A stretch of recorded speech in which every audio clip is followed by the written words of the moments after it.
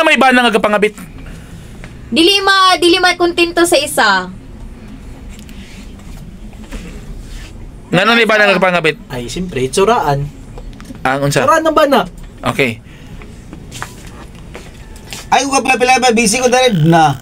Bitaw, para sa kuha, anong na ay mga partner, na ay mga banang, mga bit, tungod kay, dili ka balaw mo perform ang mga asawa. Dapat, may mo perform. Kana isa sa contest naman ay performance 70%. Ano na siya? Hey! Maawa yan gini sa gender equality. Asa pa kayo, trending na po din, trending na sa... Labot, Hoy, dili kami nga nang wala kay labot kay partner sila sa mayang Pilipino. Ang lagi, bitaw.